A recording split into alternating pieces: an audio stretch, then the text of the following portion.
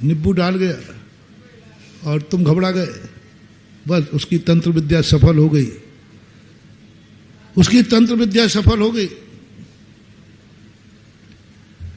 अब तंत्र विद्या का यही है, कभी नींबू मिले तो मैं अपने भक्तों को बता रहा हूं, कभी कोई टोटका फोटका कर जाए तो आप तो जूते भी पहनते हो, तो जूते और पहन लेना, पहले तो सबसे पहले उस पर थूक देना।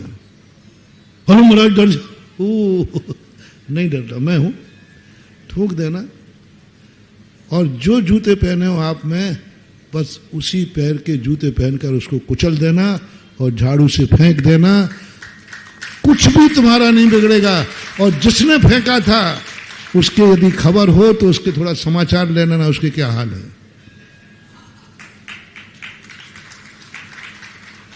2 बार मेरे साथ हुआ है। अब मैं तो सब हूं, मांत्रिक तांत्रिक सब, मैं करता कुछ नहीं हूं, लेकिन मैं सब जानता हूं सामने वाला क्या कर रहा है। मानसरोवर की एक घटना है जयपुर की, सुनाई थी शायद।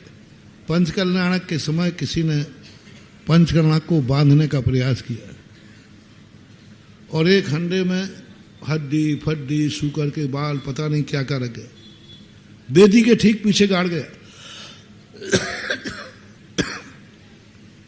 किसी ने देख लिया,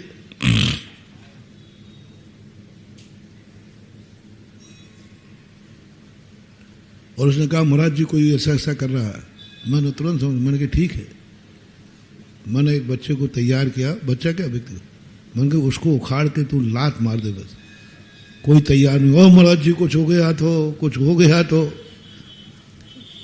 एक बच्चे ने साहस किया,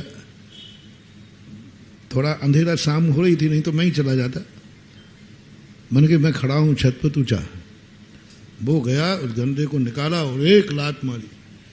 जैसे यहां लात मारी, मुझे मालूम था ये किसने किया है। तुरंत मैंने उसके समाचार लिए, इधर उस हंडे की लात मारी और उधर उसको खूनी दस्त चालू हो गए। खूनी दस्त चालू हो गए, ऐसा खून बहा कि वह भागा, भागते भागते कम से कम 20-25 किलोमीटर जब सीमा से बाहर पहुंचा तब शांति मिली। जयपुर से भागा तो बस्सी पहुंच गया। रास्ते में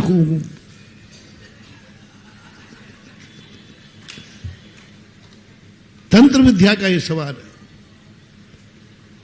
है। एक तंत्र विद्या बागर के अंदर एक व्यक्ति था, उसके बाद वो कुछ भी कर देता था, कभी कुछ फेंकता था, कभी कुछ फेंकता था। तो मैंने कहा कि महाराज जी हम बहुत परेशान हैं, हमें किस दिन विशेष हुए। तो मेरे बहुत फार्मूले बहुत सच्चे हैं, हम एक पंथ दो काज करते हैं। जैसे तुम संकट में फंसने वालों से पैसा ऐंठते हो ना, बेटे की अटकी है, 5 रुपया सैकड़ा ब्याज ले लो, देगा क्योंकि अटकी है। मैं भी ऐसे अटके पे कहता हूं देख काम तो हो जाएगा, तेरा कुछ भी नहीं बिगड़ेगा, बस शर्त एक है आजीवन भगवान के अभिषेक करने का नियम लेना पड़ेगा। तो महाराज जी आजीवन, मैंने दवाई वही है, मैं क्या करूं। मैं तो चाह भाई अब दवाई वही है तो मैं क्या करूं, जो दवाई है वो तो लेनी पड़ेगी। और तू अपने घर का धोती दुपट्टा रखना और घर का धोती दुपट्टा पहन के भगवान का अभिषेक करना और वो घर में जाके सुखाना, बस सब काम ठीक हो जाएगा। वो कोई शनिवार को कुछ करते हैं लोग, उसी आदत के अनुसार सामने वाले ने उसको कुछ मूठ वगैरह जो भी फेंकी, वो दरवाजे पे आई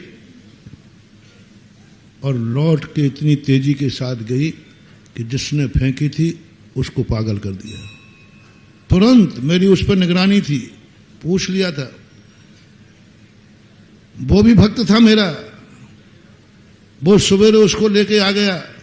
बोले महाराज जी रात में इसको कुछ हो गया, शाम को तो अच्छा सो रहा है, तो अच्छा था, सब कुछ था, सवेरे पागल हो रहा, बाल नोच रहा है, कपड़े फाड़ रहा है। मैं मुस्कुरा गया कि मैंने कहा भाई तू आज बता रहा है, ये केस मुझे पहले से मालूम था। उसको मैंने कहा बोल क्या बात है, क्या तुमने ऐसा ऐसा किया? कबूल कर लिया। उनके परिवार को भी मालूम था ये करता है।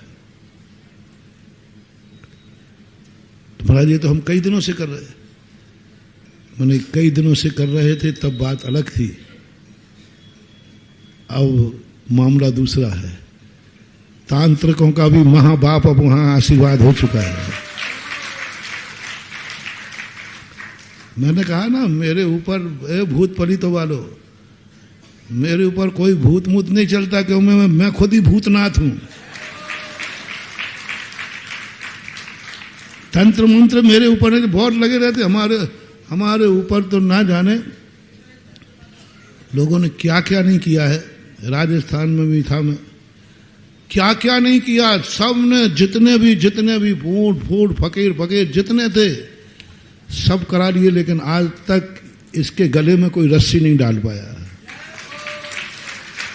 खूब किए, पीछे से बांध गए, चौकट से बांध गए, पाटे से बांध गए। अच्छे लोगों ने कहा मैं ये कर लो तो हो जाएगा, किया, सबने किए,